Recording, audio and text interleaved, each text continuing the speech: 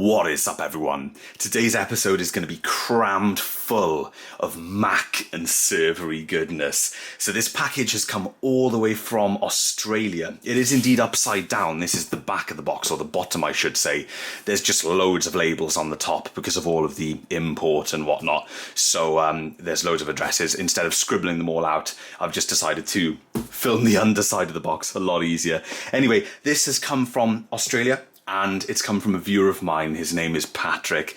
I just want to take this opportunity to say, Patrick, thank you so much. This is such a wonderful thing to send me, and it's going to make a wonderful video today and more wonderful videos going forward as a permanent fixture in my network rack. So in here is the Mac that is going to replace my faithful 2009 Mac Mini Server Edition. So what we have in here is a replacement for that guy, and we are going to delve into all of the nitty-gritty, gory, gruesome details in today's video, swapping out the 09 for the 2012. This was completely free of charge from Patrick, so Pat, thank you so much, man. This is awesome. Okay, let's delve in and have some fun with a new Mac today on the channel.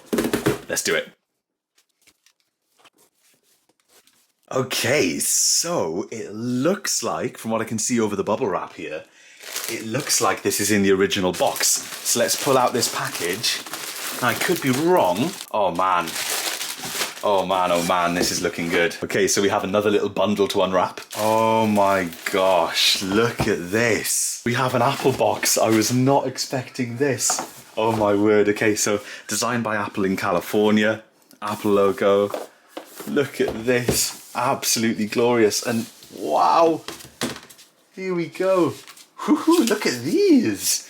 These are the fancy new sort of space grey silvery Apple stickers. I've never had any of those before. What a nice bonus. That's lovely. A little bit of packaging there to keep the Mac Mini secure. There's the Mac Mini itself. And we've got a note, so let's just leave that there in the background. Look at that. Oh, fantastic, guys. A nice large font on the letter with this one. Absolutely brilliant. So I'm going to read this on camera. Hi Tom, I've been a big fan of your channel since I was a kid. I think around when you started doing videos on your Mac Pro. I really enjoy your videos full of rambling about wonderful geeky tech stuff. I always had an interest in tech since I was young, and your channel was one of many that helped me learn and pursue my interest further. I am now working as a field tech on various vendors' products, including some really cool server hardware, including going into various data centers and other cool spots around my city. I really enjoy my job, and I want to thank you for inspiring me to take my interest further and making it into a career. Keep the great nerdy content up. Absolutely, I will indeed. I've sent you my old Mac Mini server. I brought this mighty little machine back in 2014 second hand. Cosmetically, it's in all right shape. However, I think some hard drive screws may be missing from the tinkering over the years. However, it's rock solid and has never given me issues with anything I've done with it. It's been my main PC, a home theatre PC, parents' PC for a year, and finally virtualization server. It runs great as a VM server, and I'd recommend having a go if you want to tinker with it. VMware has a free version of their software that runs great. I've also heard good things about Proxmox, which is free. I also chucked a couple of adapters that don't work with my new MacBook. My 2013 Pro got stolen, unfortunately, so it was finally time to upgrade. Man, Pat, I'm so sorry to hear that you had your 2013 MacBook Pro stolen. That is awful. You know, I've never had a machine stolen, thankfully, but I can only imagine that you turn around and it's gone or whatever. If you do work on your machine all the time, you travel with it, you've had it every day for ages, that is awful. Sorry to hear that. I hope the new machine is working out okay. Anyway, thanks again for the years of entertainment. Enjoy the Mac Mini, Pat. P.S. I suggest naming it Mezzanine. I believe that's how you pronounce it from memory. Mezzanine. Yeah, because obviously that's a continuation of the planet naming scheme of my network rack. Now, as you guys know, I've had more sort of traditional planet naming schemes for my Mac Minis. The first one was called Neptune. I'm now running on Venus. But this will be my third major Mac Mini server sort of deployment. and it will be nice to actually go to the Doctor Who side because I've started naming my Synology gear after Doctor Who planets. So Mezzoline is actually the name of the planet with the Hath in Doctor Who, I believe, from the episode The Doctor's Daughter. So that is awesome. Great episode as well. And yes, I will definitely adopt that name. So let's take a little look at the machine. Let's take it out. Okay, here we go. So this is a Mac Mini 2012 Server Edition. And little look around the back, around the sides. This is in nice shape, man. This is looking great. Really, really nice. And there's the bottom of the machine there, of course with the removable cover. Now we'll delve into the machine a little bit more in a minute. We'll get the unboxing portion out of the way first. Aha, what have we got here, guys? We've got a little MagSafe power brick. This is MagSafe 2 by the looks of it. I can only presume that this is possibly the MagSafe from the stolen machine, which is actually quite upsetting, but Pat, thank you very much for providing this. It'll definitely come in handy as an extra MagSafe, definitely. And we've got a couple of adapters. So we've got mini DisplayPort or Thunderbolt. Oh, look at that! I don't have one of these. Thunderbolt to Gigabit Ethernet, the official Apple one. That is really nice. I've only got a little USB 3.0 to Ethernet adapter that I use with my MacBook. So yeah, I'll definitely be swapping that out for this. That's fantastic. So there's the Ethernet adapter, and we've got a very handy dandy mini DisplayPort / Thunderbolt to DVI as well. Another adapter that I don't think I have. I've got a cable, but not the adapter. So that is wonderful. Nice couple of extras there that will go with my 2013 MacBook Pro. Fantastic. And of course, these adapters will work with this Mac Mini. So we'll be able to get DVI out of the back of here if we wanted to with the Mac Mini. So that's very, very handy. Now what's come as a really nice surprise is to see the original box. I was not expecting that at all. So let's just keep all of this really nice. Got a couple of these fancy Apple stickers, love that. So here's the 2012 Mini in all of its glory. Now this is the first Mac Mini of the newer flat aluminium design that I'll be putting in the server rack. Obviously the 2007 and the 2009 I've had previously. The 2009 that I'm still running right now actually, but the one that we'll be replacing today, they're both the older, taller design. So this will actually take up less vertical space in the rack, but I'm going to put it on the same shelf that I have right now. You can get adapters for this to rack mount them, but they tend to be really expensive. So what I'll probably do is just wait for a used deal or something on eBay to pop up, or just, you know, keep checking and waiting for something to pop up that I can use to mount this in a single one new space. But for now, I'll just be popping it on the shelf. But before we get to actually deploying it, let's just talk about the machine itself. So the 2012 Mac Mini is a nice machine. It's from a nice little era of Mac Minis. It's got some advantages over the 2011 and also some advantages over the 2014. It's kind of like a soft spot, and it was the soft spot Mac Mini for a long time. Even when the 2014 came out, a lot of people were still buying these because these had upgradable RAM. So let's take a look at that first.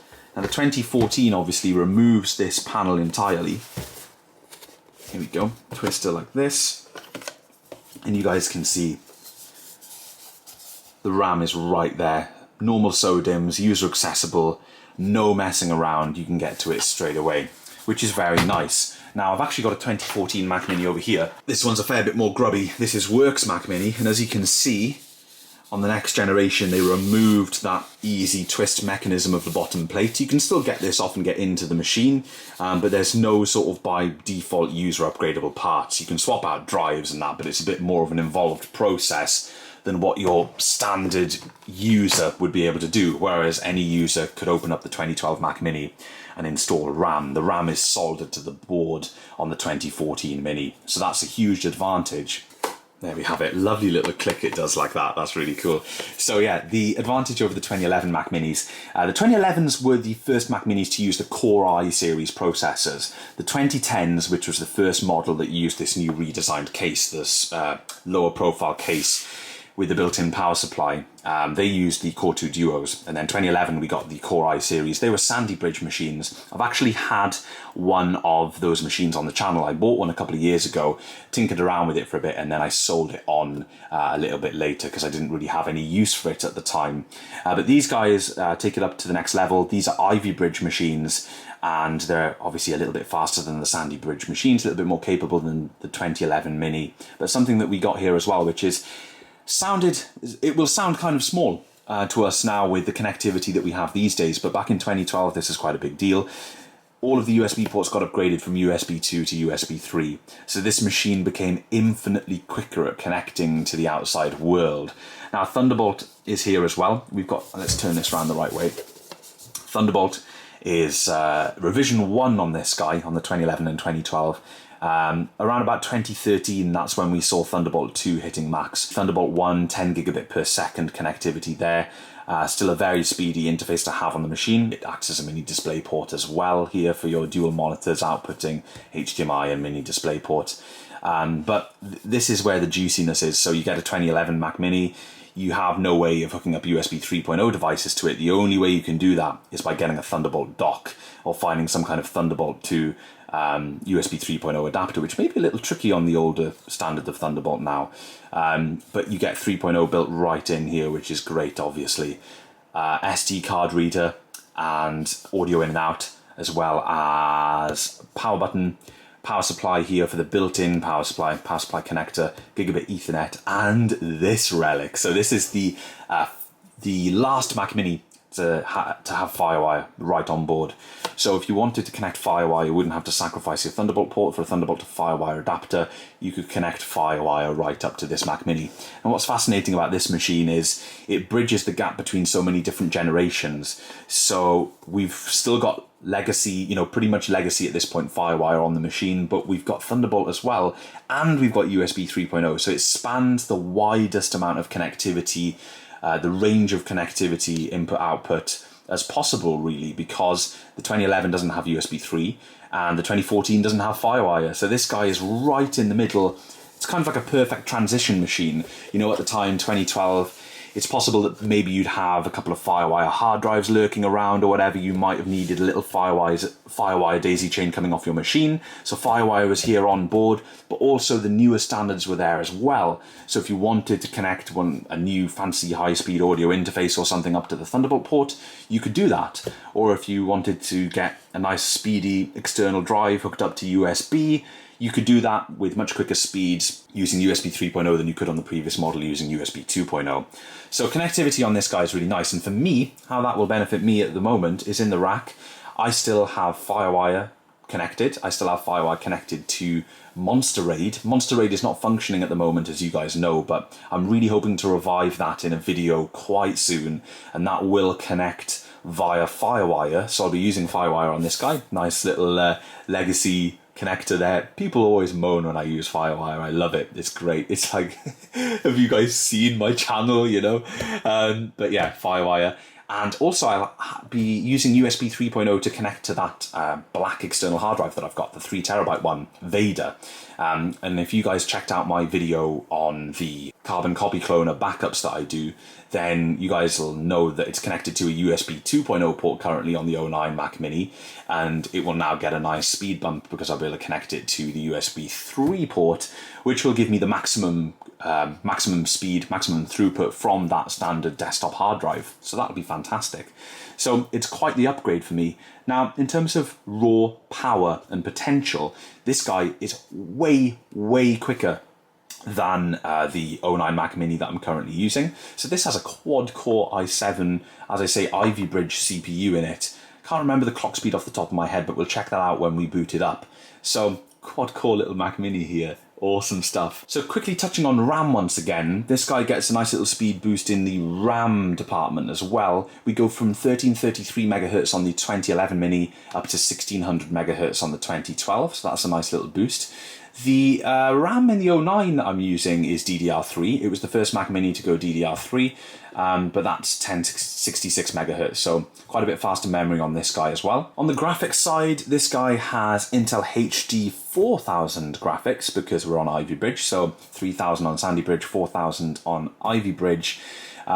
Decently capable little integrated graphics. Jess, my partner, has a mid-2012 MacBook Pro, and she actually manages to play Sims 4 on her machine, albeit at fairly low settings with the fans going crazy, but still, it runs. Of course, graphics is of no concern to us at all. This is going to be a server, completely headless. And come to think of it, a point to mention on graphics, I don't think any of the 2012 models were available with a GPU. I know from the previous gen, the 2011s, there was a little Radeon 6000 series chip to go alongside the Intel HD 3000 graphics, and then it would do its graphics switching depending on what you were doing, similar to the MacBook Pros of 2011, but I believe all of the 2012 models have just the integrated graphics. Now, what makes the server edition different? Now, from the outside, you can't tell any difference at all. In fact, it is completely identical. If you roll back to 2010, the way you could tell them apart, and the same in 2009, if you had an optical drive slot, then you had a normal version. If you didn't have an optical drive slot,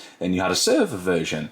Now here, none of them have optical drives, and they didn't in 2011 either, so this is a server edition. You'd never know by looking at it, and the only difference really is the configuration that it comes. It tends to come by default with 2 drives, whereas the others don't, so you could choose from a range of different drive options when ordering this guy.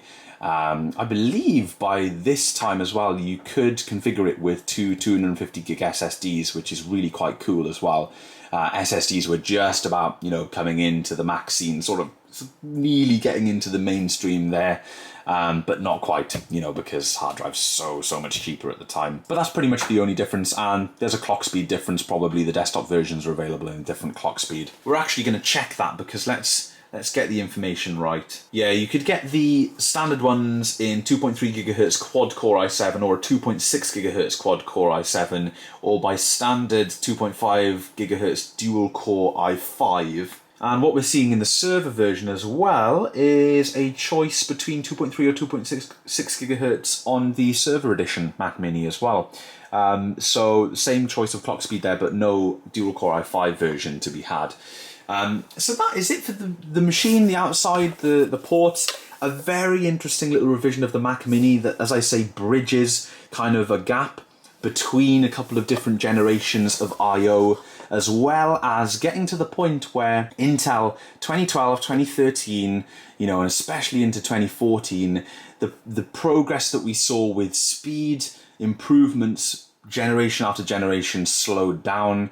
It means for us that when you go back and you use a 2010 Mac Mini, it feels ancient. You go back and use a 2012 Mac Mini, and it's got comparable speed to whatever machine you're using today. This is nearly as quick as my 2013 MacBook Pro that I use as my main machine, and it's still really snappy and speedy.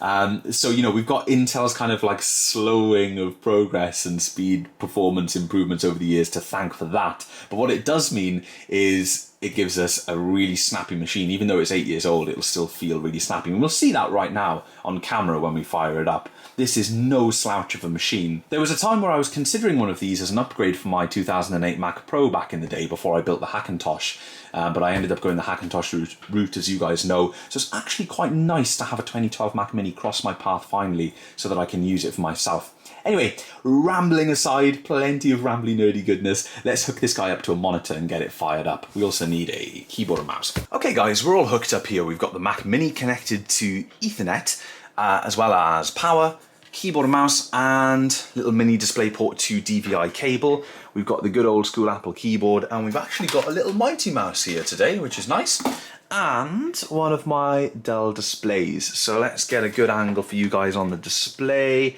How is that? Definitely very, very professional. Everything is looking good. Okay, let's press the power button. 3, 2, 1, go.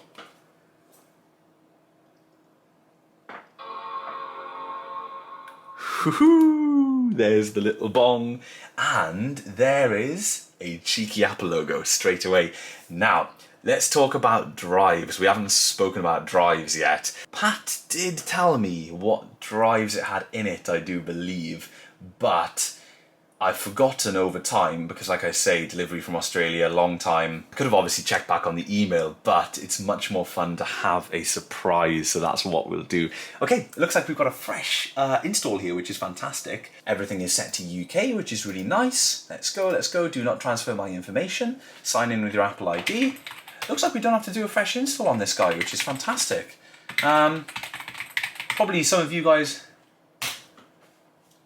if this was your machine, you'd go for it, but I've been chatting to Pat, I completely trust him. I know there's no weirdness going on, and we'll check that the machine is completely empty, but, you know, he sounds like he completely knows what he's doing, so obviously he would have given this a nice freshen up for me, I do presume. And I don't know what version this is, that's one thing, but we can just update through the App Store if we need to.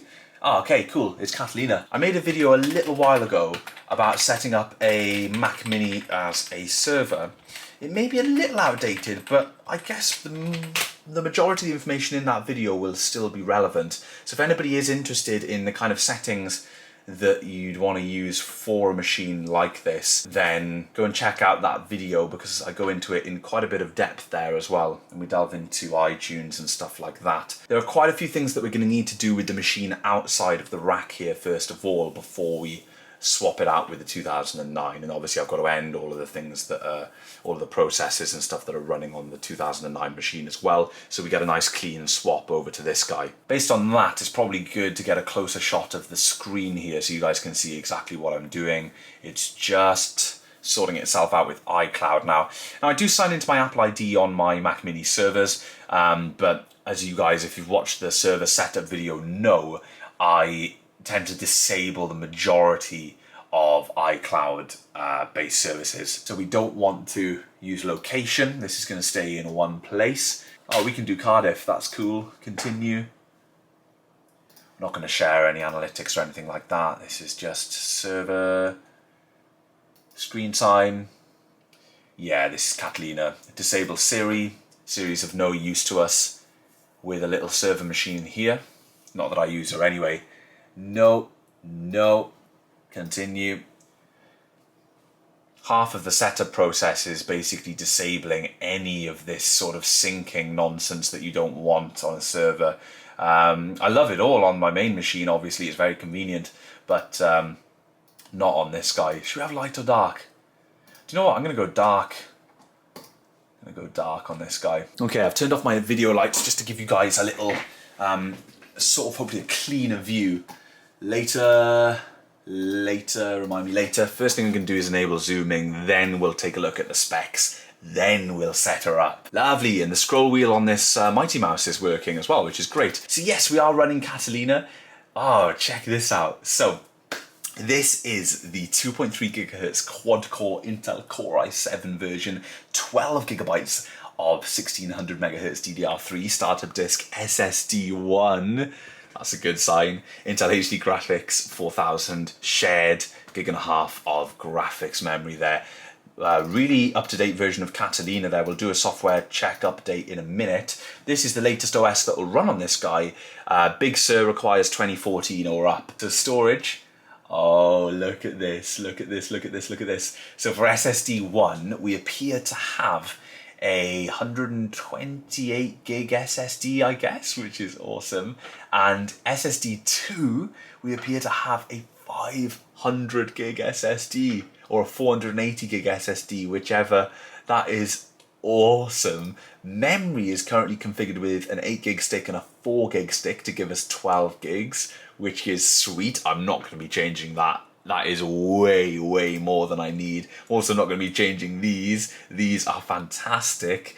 I actually use the secondary 500 gig drive, which is currently a mechanical drive in the 09 Mac Mini. So this SSD will be very handy. You know, combining the speedy IO as well as the SSDs, all the RAM, this machine is going to be one hell of an upgrade for my rack. Okay, I'm actually intrigued to delve in a bit more and check out the drives themselves, see which drives they are. SATA Express, here we go. So we have, oh, check this out. We've got a SanDisk Ultra 2, 480 gig. That's the second one. And then the boot drive here is a Samsung PM830. So that's a Samsung 830, 128 gig. I've just Googled the Samsung PM830 and it appears to be a little SATA SSD. So it must be sat in an adapter, because I do believe it's 2 full-size SATA bays in the Mac Mini 2012. When I say full-size, 2.5-inch bays. Yeah, of course it is, because it's shipped with 2 hard drives by standard. So that must be in a little adapter, which is cool. So fantastic, that's great. 2 nice SSDs. As I say, I'm not going to be touching them at all. We'll measure the speed of them in a second as well. But what should we do first, guys? What should we do first? I'll tell you what I will do first. I'll disable some of the syncing with iCloud, just in case anything is currently transferring over. Okay, so that's looking a little healthier. The only stuff that we've still got synced up to my Apple ID is Safari bookmarks and the keychain. So that's absolutely perfect. We will come out of here. Next thing to do is name our machine, of course. Now this is not going to be good enough, is it? Admin1's Mac Mini. Mezzanine. A Doctor Who related name for one of my Mac Minis. Awesome. Screen sharing, yeah. File sharing, enable. Printer sharing, enable. Remote login, that's everything we need for now, enabled. Quick energy saver switch up here as well. Computer sleep, never. Okay.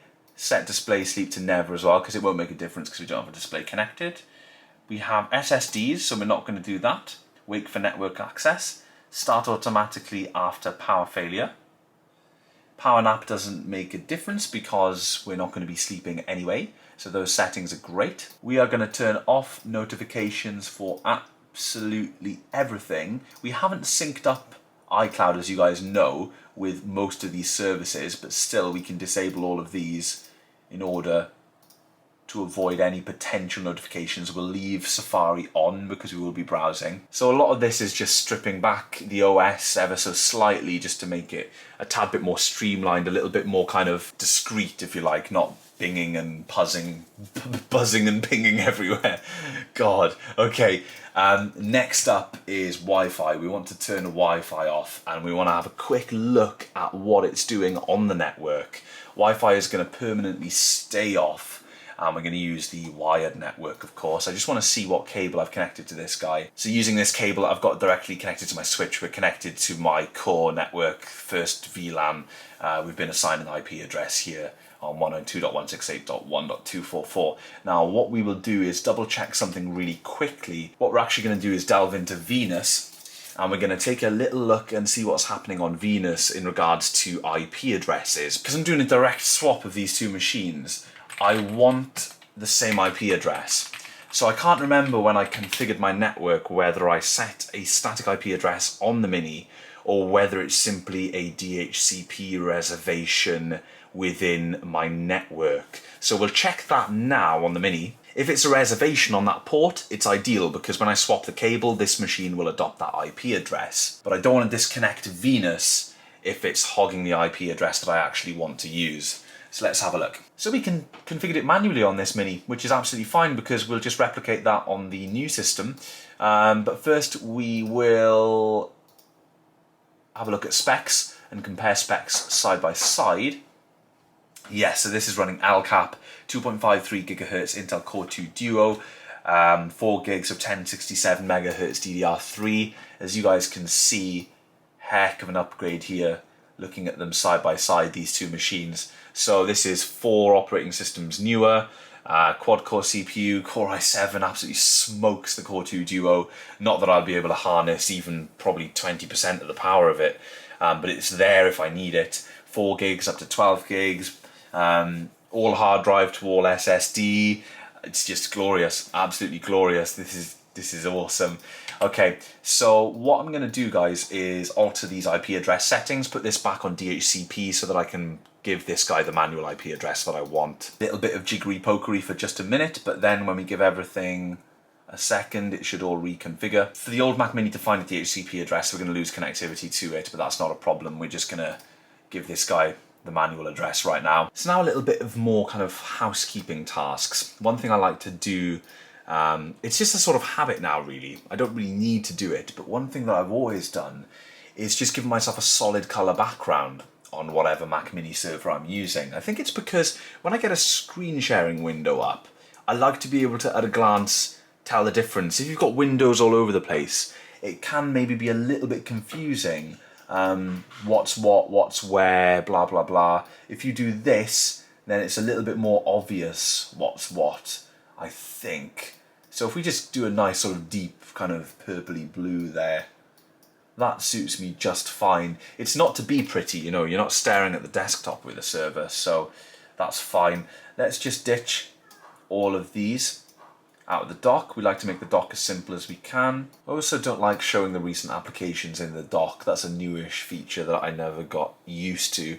And then I like to have the dock over here. When we get things into a screen sharing window, I find it easier to have the dock on the side. There we go. So this is sort of like my blank canvas that I'm working with now with this machine, which is nice. Now let's check for a software update. So we've got a supplemental update to the OS as well as a couple of Safari updates. Let's get those updating and restart the system. Just make sure everything is really fresh. So one thing I didn't consider until I just removed the music application out of the dock is my iTunes photo share. Now what I do with my current Mac Mini, in order to give us a screensaver slideshow of our family photos on the Apple TV downstairs, I host a photo share from iTunes within the Mac Mini. Now the reason I do it via iTunes is if you don't do it that way, you have to use Apple Photos on the Apple TV. Now if you host one via iTunes, you can point it to a standard directory. So I've got all of my photos stored on my Synology NAS, and I've got them split up into different folders obviously, and I can just point iTunes to that folder and it will share all of those photos, which is fantastic because I don't really want to be tied into Apple Photos at all. Now I don't know if that feature is still available within the new music app. We'll have to take a look and see, and just have a little fiddle around and see what we can get set up there, but that's something that we will do when the machine is in the rack. I want to get it connected to its appropriate network port and positioned nicely in there, just so that I know everything is working nicely on a network level. So this is kind of the initial configuration, and then after we physically put it into the rack, we'll do the final configuration. There's got to be a way as well that I can save my carbon copy cloner schedules and re-import them on this Mac Mini so that I don't have to create all the backup scheduling again. Anyway, I'm going to let this update. I'm going to grab a drop of lunch and then we'll be back for some more setup. So we are back after the software update, and let's have a little look and see where we are. We should be completely up to date now with nothing detected. There we go. Your Mac is up to date. macOS Catalina 10.15.7. Lovely. So the next thing I want to do is install a couple of applications that I need. And first of all, we are going to go and get... Oh God. No, thank you, Arcade, Apple Arcade. My phone as well just keeps giving me notifications talking about Apple Arcade. I just don't want Apple Arcade. We're going to install Blackmagic first of all to see what these discs are doing. And while we're doing that, we'll jump into Safari and get Carbon Copy Cloner. So we've got Carbon Copy Cloner fired up. I've retrieved my registration and everything's working just fine, which is nice. So this is just the bare application, first time open. I will have to see about importing my tasks. If that's not possible, it's not really a problem because I can just do them all again, but it would be nice to just transition that workflow over if that's at all possible. But that'll be something to learn for later on today. So let's just take a little look at these SSDs, see exactly what they're doing. We'll take a look at the boot drive first. So we've got a respectable write speed there of nearly 220 megabytes per second and a really speedy read speed of 413.3 megabytes per second, which is lovely for this Mac Mini. You know, imagine if it had a 2.5-inch hard drive in it. We would be seeing way less than that. So seeing SSD speeds like that is lovely. Let's take a look at the other drive, SSD2, and we will test the speed of SSD2. Look at that, the write speed on SS2 is even quicker. Really speedy read speeds on that drive as well. So the OS currently resides... Man, I always get confused when the icons aren't on the desktop. I always have to make sure that I put all the icons on the desktop. I've actually got myself confused and I've forgotten now which one is the Samsung drive. Is that the smaller of the two? Let's have a look. Before I give you guys any false information here about how we've got things set up, let's have a look. So the SanDisk, right, so the SanDisk is the speedier one, the larger drive, SSD2. We can see there SSD2 and then Samsung. So the boot drive currently, that's right, is the Samsung one. So yeah, it is indeed that small mSATA SSD is the boot drive. So we could swap these in the future. For instance, you could install the OS on the quicker drive, although it's really not worth it because obviously the speed of SSD1 as it is plenty quick enough to get a lovely fluid movement around the OS here. I mean, really quick speeds, especially compared to a hard drive. So what I would probably rather is leave the 500 gigabyte or the 480 gig, sorry, completely empty, and then just use it for quick access storage that I need, which will really come in handy. So I'll probably leave it exactly configured like this. Okay, so before I put it in the rack, we are indeed going to check out this carbon copy cloner thing. So let's quickly delve into the other Mac Mini and see if we can export some sort of file, some sort of configuration file for carbon copy cloner. It would be really convenient if we can do that. I was going to do this after putting it in the rack, but I think this will be easier. I'll just know then when I slot it in, it'll be ready to go completely, and it will just integrate perfectly with my setup, although it may complain because the drives that I have specified won't be connected, or at least the external drive won't be connected to this machine. So we'll see how this plays out. Oh, beautiful. Look at this. Export all tasks. Excelente. So we're going to export these directly to the new machine. This will also test out the file share capabilities. Let's connect to the new Mac Mini here. We're going to dump these straight onto the new Mac Mini as an export. Now, we should have a file here that we can happily use. Password for that machine. That was really easy, so this will just nestle straight back in. So that's everything quit on Venus. Everything is stopped. All of everything that it was doing has finished, so let's just shut it down. And we no longer need Venus. Thank you for a good few years of faithful service. Lovely, lovely machine. And the 2009 was always a machine that I really liked. Okay, that's the end of that one. We'll connect it outside of the rack in order to transfer any remaining files off the machine. But typically what is on the second drive on that machine is just a backup of other machines anyway, but we'll double check everything, of course. Now what I want to do is try out the iTunes thing. Carbon Copy Cloner is ready to rock. Let's just have a little fiddle with this music application, see if we can open our library. I'm really not sure how this is going to go. We'll put it in the dock ready, just in case this works out. We're going to hold Option. Does this trick still work? Hey, this trick still works. So holding Option while pressing music does exactly what it did on iTunes. And we want to point it in the direction of my iTunes library, which, as you guys know, is stored on my NAS. So it's stored here on Scaro. Connect as, connect, and this is where we connect. Media, iTunes. And this is where we are probably going to get some sort of conversion happening here. Save as music one. Yeah, it wants us to save a new library. So this potentially could be where we end up messing up my entire library. So it's bringing in my music bit by bit. I don't really know what the delay is. It's not really saying what it's doing. It's just saying that it's loading artwork. But every now and again, the total of songs just pings up in a batch of a couple of hundred. So yeah, that's sort of a very small portion of the music in my library. But we're just going to let it sit there and do its thing. Now, unfortunately, the option for photo sharing has gone. I thought it would be, and it completely is. So usually, this has been stripped right back. Usually in the file menu, I think you'd be able to do it, or in one of these menus, but this is all simply about music. As you can see, yeah, it's just creeping up. So I guess it's just caching the artwork and creating that new music file, which is clearly a different file,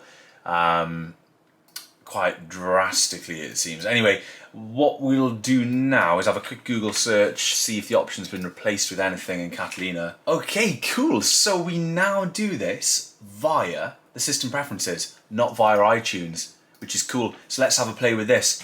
If this is the case and it actually works well, then I'd prefer this, and I'm glad that it's not forcing me to use the Photos app, which I don't want to use. So what did it say? Media sharing, home sharing, and we've got share photos with Apple TV. So we'll be able to do this outside of iTunes, which is cool. Share photos with Apple TV. Now what we can do here is choose our folder, wonderful, and we can browse to Scaro once again, family files, and just simply use the family files folder. I select all the individual year folders and bits and bobs, and then we're okay to go. So that is now sharing to Apple TV. And what is quite cool, I presume, is we don't have to have the music app open now in order to do that, which is nice. So from what I can gather there, we are sharing our entire Apple Music library, or our, it's kind of confusing. I don't have an Apple Music account, but I'm saying Apple Music in terms of the app, so music, I guess. So it seems to do it system-wide now, which is cool. I don't think I've got to keep the music app running because the music app now seems to be completely disconnected. I was just about to launch into mega rant mode about all of this, but I don't need to because the option has now, if anything, been improved because it's within the sharing preference, which is, to be honest, a much more sensible place to put it than baked into iTunes somewhere. So that is great. Now then, let's make the swap. Let's do the swap, guys, and see how we go. So let's shut this guy down and pull out the other Mac Mini. Yeah. Oh man, I'm so excited. Okay, let's deploy this guy. Here is our lovely 2009 Mac Mini that we're replacing. And I'm really hoping that I can get away with doing this without pulling the rack out. I think I'll have to take this shelf out because this stuff is cable tied down. But if I remove it, I should be able to do this, hopefully, just by reaching my arm back and trying to plug things in and whatnot. So we need a little bit of a screwdriver, I think. If I was making the swap from another newer designed Mac Mini, like the one that I'm putting in, I wouldn't need to swap the power supplies because they just use figure of 8. But this older Mini has an external power supply. So that's definitely a huge advantage to the newer Minis. They were able to make them, I guess, arguably smaller. I don't really know which one is smaller in terms of volume. I always personally thought that the original design was neater because it was more compact. It had a smaller footprint, but then again it is taller. So the new one fits in a one new space, which is cool. Let's see how well this goes. We may run out of luck here if we can't get enough slack on a particular cable to plug it in, because 2U of space is not a lot of space for your arm to get in, really. You can do small little things, but let's see.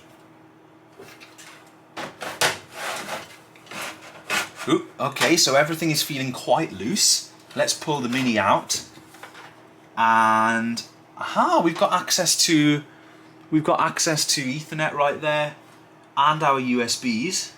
So all of that is looking really strong. Let's take the power supply off. There's our Firewire 800 connection. There's our USB for the hard drive, and there's our USB for the printer, and there's our single Ethernet cable.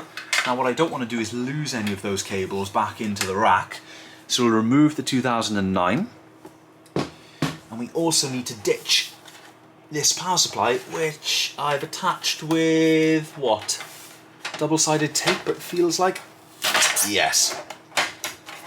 So that's actually coming off easier than I thought it would. We can unplug it from the mains at the back. There we go. There's the removal of the power supply. Got a little cable tie on that. Can't find my little snips anywhere, so I'm gonna try and use this pair of scissors that are just lying on top of the rack. Oh, man, complete fail. I've just broken the scissors. What an idiot. Where on earth have my handy little snips gone, I wonder? There we go. Bend it off with pliers. Killed that pair of scissors. What a shame. What a massive shame. Anyway, it doesn't matter. Mac Mini's a fair bit more exciting than a pair of scissors. So there's the power supply. And let's see what we can do in terms of replacing this power cable with the figure of 8 cable. Now then. Okay, so I've indeed tied it quite neatly. Oh no. Now if I can just leave that back there, can I get to the 13 amp PDU? Where is it located? Okay, so I've got IC power distribution down the bottom of the rack here. I believe the 13 amp distribution is closer to the top of the rack. I'm gonna pull out this blank plate and have a look. Okay, I've just made an executive decision. I may regret this, but I'm gonna do it anyway. Now, I've just checked. My 13 amp PDU is indeed at the top of the rack. IC at the bottom, 13 amp at the top. Now I told you the idea of making an IEC to figure of 8 cable outside here and then using that cable, but then that does mean that I've got a non-fused cable between the Mac Mini and the PDU, which is no big deal because the PDU itself is fused, but it does mean that it's not quite right. So I don't want to go down that road. I'd rather use a 13 amp plug with the correct fuse and run my Mini properly within the rack here. So we're going to remove this brush panel and the patch panel, just hopefully pull them both forward so I can get my arm up in there and drape a new cable down for the Mac Mini. I think this is going to be a bit of a disaster, but the alternative is shutting down the entire network and all the servers to move the rack.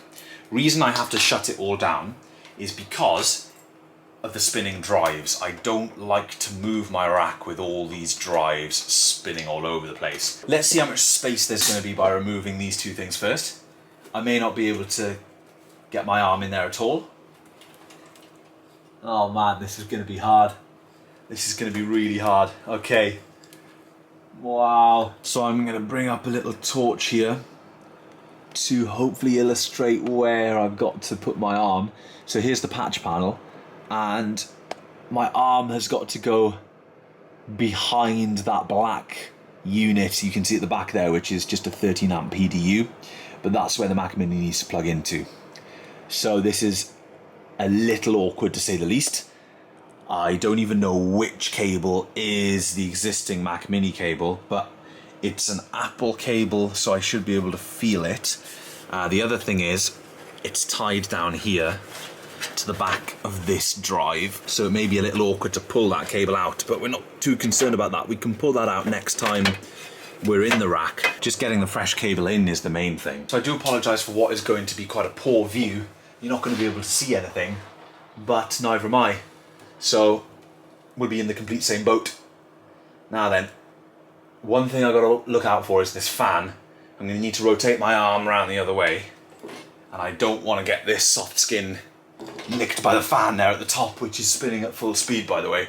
So, well, I say full speed, it's got low noise adapters on it, so it's actually not. Once I can get my elbow past this patch panel. Oh, Jesus. Oh, okay. Okay, right then. Now I'm feeling for an Apple type plug. I know it when I feel it. I can feel 2 transformers, and I can feel, oh wait, hang on. It's not an Apple type plug, is it? It isn't, because I've changed the plug on it. It was a US plug, and I've put just a normal black plug top on it. Now can I see the colour of the cable coming down? Yes, I've got it. I've got the one, guys, I've got it. Okay, so this is going to be the easy part, unplugging this one. Let me see if I can push this out. Can't get a grip on the side of the plug to push it out. Oh, come on. Just trying to pull it out now. Okay, the bottom is half wiggled out. Let's kind of try and give it a bit of a push from the top. Aha, I found a lovely position to get the plug out. Now, do you know what's going to happen now? When I drop this plug, it's going to land on that fan that's below here. The fan that's mounted at the back of the rack, so I've got to try and hold on to it and get it out of the way. Otherwise, we're going to have hell of a mess here. Whew, okay. That's out. That is out, that is out. Now then, here's the new one. Now that was just luck that it didn't land on that fan, because I was meant to try and hold on to it, but I ended up dropping it. So here's a figure of 8 power cable that I've got. Ooh, forgot about the top one. Okay, a lot of things to think about here. A lot of things to think about. Bringing the plug up now behind the PDU. Let's see. Great arm position. A lot better than I thought I'd get. Now we're currently at the complete wrong angle. So I'm going to see if I can rotate my hand even more. After another little arm wiggle, I'm round in a slightly different position now and just feeling better to get it in. Yes! Okay, it's plugged in. Now all we need to do is feed this cable down without getting it trapped in any of the fans on the way down. So, I think the best thing for me to do is to bring it round. God, I can see how red my arm is already. I'm going to bring this power cable down the front. That way I can guide it down. Oh no. Lost a cage nut. Okay, like that. In through the side then. And we are laughing. Okay, I'm ready to pull my arm out. Come on, arm. Okay, elbows through. Okay, we are through. Not too bad. Not too bad at all. I've had worse. I've had a lot worse. So let's tackle the bottom first. So having a little look at what's going on here. We've got the new power cable plugged in at the back of the rack. We can pull that around the side. We're going to leave the other power cable in place for now. And I've got an upcoming project related to the network where we'll absolutely need to pull the rack out anyway. So we will ditch that cable at the same time. So now we've got our power cable and we can plug in quite happily. So USB for the drive, USB for the printer, Firewire 800 for the Monster Raid setup that we hope to get back up and running really soon. Another USB that fell out the back of the Mac Mini for the hard drive dock. Forgot about him. Now, I have lost the network cable. Where's the cheeky little network cable gone? Haha! I've got him, I've got him. He started to curl up there around the back. That one in. And then power cable over the far side. Power switch on. Bong. And she's in. Ooh, what's that? That USB fell out again. There we go, there we go, there we go. Cool. Look at that. New Mac Mini on the shelf. And I believe all of these cage nuts are in place. So we can actually screw this shelf back on. Now one thing about them, because they've got a plastic base, is they slide around a little bit more. Might actually get some feet for that. But there's no vibration coming from that guy because it's all solid state storage, which is definitely a massive bonus. Now you guys can see just how much space you can save in a rack if you do get a 1U shelf or a 1U mount for the Mac Mini. I may just get a 1U shelf, but then if I do that, well, we're not quite lined up here, folks. If I do that, then I'll need somewhere to put this drive because this is slightly taller than 1U, which is annoying. Okay, so there's the 2012 Mac Mini sitting on the shelf. Very, very nice. Now, I lost a cage nut here on the blank panel. Let's just get my bag of spares. Man, that took some elbow grease. You don't need 4 screws to hold in a blank plate, but it annoys me when things aren't uniform. So there we go. Now then, the patch panel is the first thing to put back. I can see that we've got a cage nut that fell from here. Can I retrieve that? No, I cannot. It's gone into the abyss. Let's see if we can replace that then.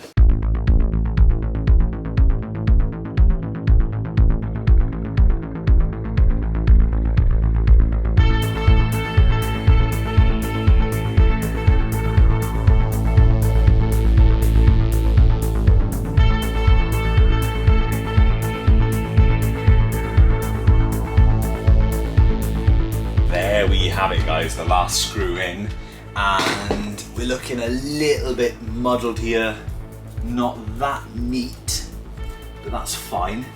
going to be changing a lot about this rack quite soon anyway, and that's definitely good enough for now. So that is that.